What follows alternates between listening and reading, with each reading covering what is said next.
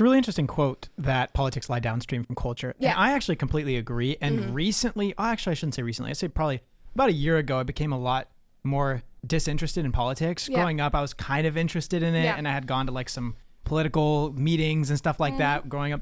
And then you're laughing. A year or so ago, I realized it's kind of worthless. It's kind of useless. Like a lot of the times, like you said, it's just all filled with vitriol, and you can't really focus on like bigger picture things, like hating on certain people. It's mostly on like incidental, anecdotal with one person. And also on top of that, what I noticed is that conservatives and liberals, and I could get blamed for this, actually have a lot more in common in terms of values, like core values, than people think. And a lot of the times the values are just masked by culture and certain like frameworks of where you grew up, how you grew up and stuff like that. But the value systems are virtually the same. And there's very, very extremes on both sides, and those are, that's what gets the attention, though. Yes, exactly. And a lot of times, those, very, polarizing sides, like obviously they get very angry at each other, and it's important to talk about them because those obviously feed into the masses. But I think if you find like commonplace people on the street, they will have things in common. And I think they get pulled in either direction, and they feel like they have to have allegiance to like, okay, this really intense, crazy side, this really intense, crazy side. And I think it's important to show people that it's like, it's okay to have common sense. If I could say that like I could boil down my content into like one word, it would be common sense. And it's like, I just want to have a place where you can, laugh, where you can feel like the world isn't too crazy on either side. You know what's funny? That could be your second channel. We were talking about this earlier. Oh, yeah. Common Sense with Brett Cooper. There you go. That's it's the comment section. Clever. Common sense. That works. You're welcome. I'm coming up with so many great ideas. I know he's been like, just off that's all good. day, On guys. Even for the sponsor earlier, I'm like, you gotta get a sponsor. Exactly. But no, and I think that that's something that a lot of people are missing these days, because that isn't inherently political. And I think what you were saying about it being worthless is that, especially as a young person, I mean, you probably relate to like Gen Z. There's a reason why we feel so hopeless all the time. Like the world is just filled with fear porn.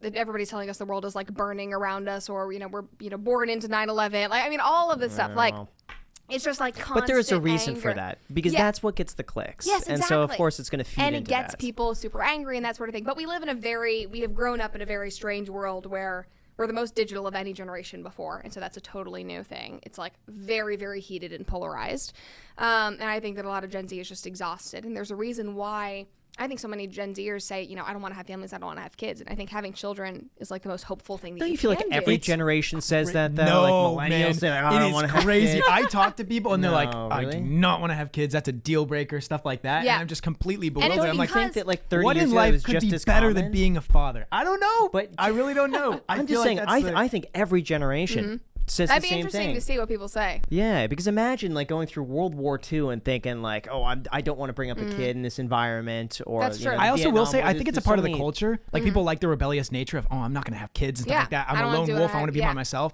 But that's also because life can be pretty good if you just default to like going on your phone and like and being not having to numb in the mind. But I and think stuff there's like also that. less societal pressure now to have kids. Yeah. You don't I mean, need to have a child. I think it's even Yeah. in the opposite side of things. Yeah. Like I remember having conversations with my friends in high school when I would say like, I want to have kids, and they'd be like, you would throw it all away for a child? Oh, yeah. Like that. And I was like, we're 15. And you're so angry about this already. It was, and like even at that young age, they were so anti it. It's also kind of cool to like say that you don't want to have kids. Yeah. You want to be a lone wolf. I Yeah. see a lot of people doing that as well. Yeah. Yeah. Well, I think there's a benefit in waiting.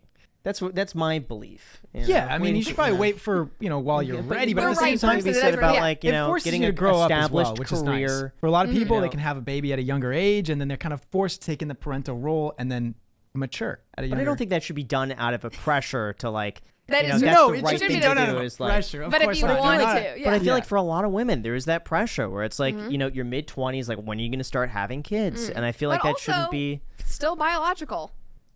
Like obviously, But it's a true, societal but you pressure, could also as be a you could woman- also be 30 and Yeah. have just as a successful of That as is a true. I true. mean, my yeah, mom as a did have birth, me yeah. at, I think it was 42. But as somebody who literally wants like 5 or 6 children, I'm like, Really? obviously like not right now, but I Right, do right. think about that of like, I don't think I want to be having a kid at 42.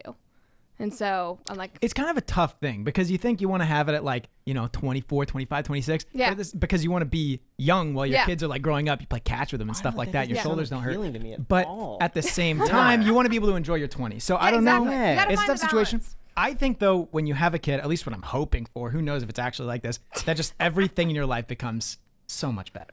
everything. And my life's already very, very good. But as you have a kid, you have Graham's someone like, that I'm you not have to giving care you about. But I enough. feel like, And I feel like having your 20s and having that freedom to pursue anything, like, you know, you moving here Yeah. would have not have been probably as doable Yeah. if you had a newborn. And it's like, that's something you have to Well, consider. I also I mean, think I'm in your a- mom did move you around quite a bit when you were young. Yeah, I was going gonna to say. I also feel like I'm yeah. in a different situation where, in a way, obviously it's not the same thing as like the freedom in your 20s, but I feel like I've experienced a lot in my 21 years, where it's like I've literally moved all over the country. I've traveled internationally. I've had multiple careers at this point. It's like, all right, cool. I feel very stable in the job that I have now. And so it's kind of weird. I had this conversation with a couple of friends of mine who are still kind of in this like flux of like, I don't know where I want to live permanently or whatever. And I was like, you know what? I'm not really in a position where if like I got pregnant, I wouldn't be like, oh my God, like what's going on? It's like, oh, I'm actually like very stable. And that's terrifying. That's actually scarier to me because I, was thinking like, farther down the line, it was like, oh, like I'm an adult now. That's very, very weird to be like very comfortable with that. But no, but I definitely think for women, like obviously it is, societal, but for me at least it is biological because I had, my brothers were 12 and 14 years older than me. My mom had me when she was 42. They had a totally different relationship with my grandparents than I did because my grandparents were young, super fun. I barely saw my grandparents growing up because they were older. They were moving into assisted living. They didn't want to deal with like I have one cousin that's closer to my age. And we like barely saw grandparents because of that. Totally different. My brothers traveled with them, did all of this stuff. And I remember growing up being like, I don't want that. Like, I don't want my parents to be tired. I don't want my, grandparents to be, I don't want my kids to have that experience. But it all goes back to how my you were mom raised. was 38 when she had me. Okay. So for me, that just seems kind of normal. Yeah. And it seems like, at least from my perspective, you pursue everything that you want to do, Yeah. On your own, have that freedom, go and travel the world, like have those experiences. And then once you've done those, then it makes sense, I think. Do you think you would still like travel the world and do that kind of thing with kids? Probably not. No. I'm very set. Like You're like, I'm ready to settle. Yeah, well, even for me, traveling is just like it's not something I necessarily look That's forward to. crazy. Okay. That not. to me is It's crazy, a hassle. I man. love just no. like being home. I will Okay. say, It's okay, comfortable. I and, do like, agree with that. I don't Yeah. like menial traveling. I don't like just hopping, like if I'm just like popping over to do like a work thing, oh my God, it's exhausting. Really? I don't, Yeah. I mean, it's, ugh, That's his favorite God. kind of traveling, work travel. Well, I mean, it is paid for, so that's nice. But Okay. these days, where it feels like travel is so screwed up post-COVID, in my opinion, where it feels every time I travel, like something goes wrong. And I was in the midst of like the Southwest chaos over Christmas, and I was like, I cannot do this anymore. However, like international travel still excites me, and I've always said that I would love to like spend a year abroad with my future kids and like teach them another language and do something like that. But I also think because I was homeschooled and because I had so much flexibility, I think of like having kids is like, oh my God, there's all these opportunities. Like this is so cool. See, for me, I want to do van life with Macy Okay. and just travel the United States in a van. I'd love to take the iced coffee hour on Okay. the road. Like at some You point, ready I think to it would move be into a van? get an RV. I wouldn't be opposed to it. Here's the thing: I'm a very open-minded guy. Like Okay. anyone can pitch me anything. I'm like, sure, why not? be Let's so see what much fun. happens. So I would be I wanna down do- for that. Test it out for a year. I or want to so. do van life. You can have the That's bunk. the one thing. I could have the bunk. Yeah, But I would- it's crazy Sounds though. But comfy. even like having a dog makes Yeah. things difficult because you can't necessarily sure. take the dog everywhere you go. Having a cat easier, but having a reef aquarium is probably the most limiting thing for me. I you can't laugh. believe. we Here's bringing the it thing: back? he wanted it so badly. This reef How aquarium, big is and this? 350 gallons. it's really It's big. huge. Yeah. But it's so delicate. It's like someone's got to be there to like fill up the water for the reservoir like Do every you have 2 like days. a caretaker? So I mean, obviously, I have There are your a couple fiance, people in but- Vegas that can do it. Yeah, they know the ins and the outs, but still, if I'm there, I Yeah. test the waters. I make sure like if something fell over, I Yeah. I keep it pristine. Yeah.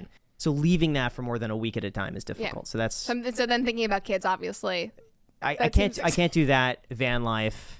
Yeah, and are you gonna take the reef aquarium with you? No, I wish I could.